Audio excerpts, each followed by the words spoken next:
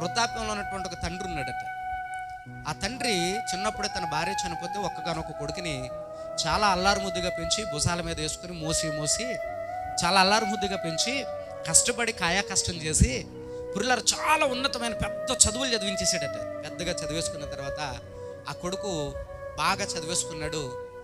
ఆ చదువుకి తగ్గ ఉద్యోగం వచ్చేసింది. ఆ ఉద్యోగానికి తగినటువంటి, తన చదువుకు తగినటువంటి, తన హోదాకి, తన చదువుకి తనకు తగినటువంటి, తనతో అలాగనే సమానమైనటువంటి ఒక భార్యను చేసుకున్నాడు. తనతో చదువుకుని కలిపి పురిలరా సిటీకి వెళ్ళిపోయారు. చాలా పెద్ద బిల్డింగ్ కట్టేసుకున్నారు. ఇప్పుడు వృద్ధాప్యంలో ఉన్నటువంటి తండ్రి పెద్దవాడు అయిపోయాడు. ఏమండి, పెద్దవాడు అయిపోయిన తర్వాత తండ్రిని తీసుకొచ్చి ఆ కొడుకు ఇంట్లో పెట్టాడట. ఇంట్లో పెడితే ఆ తండ్రి చిన్న కర్ర బోటు వేసుకుని ఆ కర్ర బోటు మీద అటు ఇటు నడుస్తూ ఉంటుంటే వాళ్ళ ఆవిడికి విసుకొచ్చేసిందట. టిక్కు టిక్కు టిక్కు మనం పడుతూ ఉన్నాడు. నాకు చాలా ఇరిటేషన్గా ఉంది. ఆ కర్ర ఎందుకు, ఆ కర్ర తీసి పాడేమను అని అంటే ఆ వృద్ధాప్యంలో ఉన్నటువంటి ఆ తండ్రి ఎద్దున ఉన్నటువంటి కర్ర ఆ తండ్రి ఇతను కొడుకు ఏం చేశాడు, తీసి అవతల పాడేసి, ఎందుకు రానా ఈ కర్ర ఇంట్లో కూడా నేను బయటికి వెళ్ళిన తర్వాత ఉపయోగించుకో అని చెప్పేసి అంటే సర్లే అని ఓర్చుకున్నాడట. అలాగే ఓర్చుకుని సహించుకుని లేచి బయటికి వెళ్ళాలి అని అంటే వెళతా ఇలా గోడ ఉంటే గోడ సహాయము ఇలా చేతులు వేసుకుంటూ నడుచుకుంటూ గోడ సహాయంతో నడుచుకుంటూ వెళ్తున్నాడట. అలా వెళతా ఉంటుంటే అక్కడ అలాగ వేసుకుంటూ వెళ్ళేటప్పుడు అలా వెళ్ళగా 4-5 రోజులకి చేతు మరకలు పుర్లర నల్లగా ఎట్టిన ప్రతి చోట నల్లగా అయిపోతూ ఉంటే మళ్ళీ భార్య చూసి అంటుందట, ఇలా చేతులు మరకలు అయిపోయాయి. ఈ మరకలు అయిపోయిన తర్వాత మరి ఇలాగ అయిపోతే ఎవరన్నా వస్తే ఎంత చిరాగ్గా ఉంటుంది. ఆ మరకలు అయిపోయినాయి కాబట్టి మీ నాన్న అలాగ ఉండొద్దు అని చెప్పేసి అంటే అప్పుడు ఆ కొడుకు వచ్చి చెప్తున్నాడు, ఏంటి నాన్న ఇవన్నీ మరకలు అయిపోయాయి, ఎందుకు గోడ పట్టుకుని అలా నడుతున్నావు అని చెప్పేసి అని అంటే ఆ కొడుకు అన్నటువంటి మాటలకి పాపం ఏం చెప్పలేక, కోడలికి కొడుక్కి మధ్య వైరం పెట్టలేక అతడు అలాగే ఓర్చుకుని అలాగే ఓపిక తెచ్చుకుని లేచి అలాగ నడుస్తూ ఏం చేశాడంటే ఒకనాడు ఓపిక లేక ఎల్లకిలా పడిపోతే గడప చిన్న మెదడుకి తగిలి చనిపోయాడట. గడప చిన్న మెదడుకి తగిలి చనిపోతే అప్పుడు పుర్లరా దహన సంస్కారాలు చేసేశారు.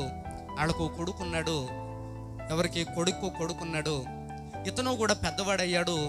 తండ్రి ఏమో ముసలివాడు అయిపోయిన తర్వాత ఈ తాత బతుకున్నప్పుడు గోడ పట్టుకుని నడవడం ఈ మనవడు చూసేవాడట. చూసి కొడుకు పెద్దవాడైన తర్వాత, ఈ మనవడు పెద్దవాడైన తర్వాత తాత చేతు గుర్తులు ఎలాగైతే ఉన్నాయో అలాగా కేవలం తాత చేతు గుర్తుల్లాగే అలా పెయింటింగ్ వేసి, చేతు గుర్తుల కింద పెయింటింగ్ వేసి తాతకి జ్ఞాపకార్థంగా అలా పెట్టుకున్న తర్వాత ఇప్పుడు ఈ తండ్రి కూడా పెద్దవాడైపోయాడు. కొడుకు ఆ తండ్రితో చెప్తున్నాడట. ఆ తండ్రికి అప్పుడు అర్థమవుతుందంట పుర్లర్ ఏమనంటే ఈ తండ్రి కూడానే లేచి ఏదన్నా పట్టుకోపోతేనే కానీ నడవలేకపోతుండట, ఏదన్నా పట్టుకుంటేనే కానీ నడవలేకపోతుండట, ఏదన్నా పట్టుకుంటేనే కానీ నడవలేని స్థితిలో వచ్చినప్పుడు ఆ తండ్రి పడినటువంటి బాధ అప్పుడు ఈ కొడుకు అర్థమవుతుందట.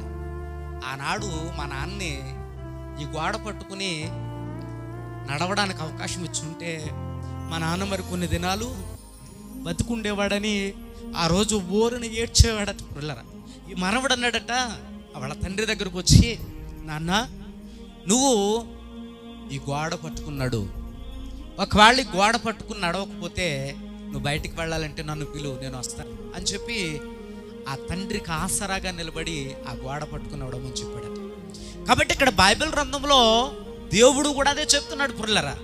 ఇక్కడ వాక్యములు ఏమంటాడు అని అంటే, ఈ లోకంలో ఇలాగుని ఎవ్వరూ లేరు, అందరూ అవకాశవాదులే, అందరూ కూడా దేవుని బిడ్డలు ఎలాంటి వారు అని అంటే బైబిల్ గ్రంథంలో దేవుడు చెప్తున్నాడు, అందరూ కూడా అవకాశాన్ని బట్టి మనుషుల్ని వాడుకునేటువంటి వాళ్ళే. కానీ దేవుని యొక్క వాక్యంలో దేవుడు ఒక్కడే చెప్తున్నాడు, నేను స్వచ్ఛంగా ప్రేమించేది.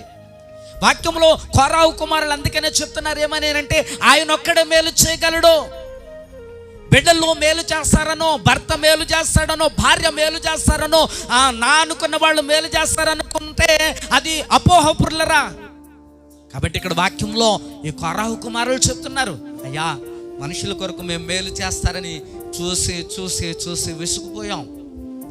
కోరాహు కుమారులు ఒక చోట ఒక మాట అంటారు, ఆపత్కాలం వచ్చినప్పుడు నమ్ముకొనదగిన వాడు ఆయన ఒక్కడే సహాయకుడు. ఎందుకు